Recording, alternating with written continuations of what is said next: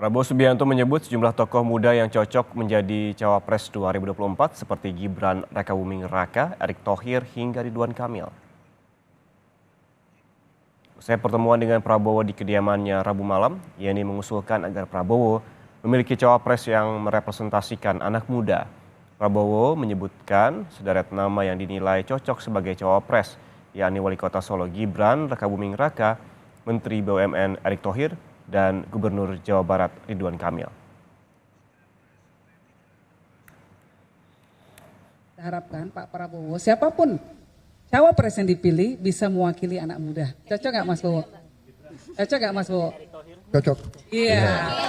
Kriteria dulu, perkara nanti garis tangannya siapa yang jadi itu lain urusan. Kriteria dulu bahwa Erick harus mewakili muda, anak muda. Gibran muda, Gibran muda. banyak yang Semua. muda. Kalian ada yang daftar? Oke, terima kasih. Ridwan Kamil, oke.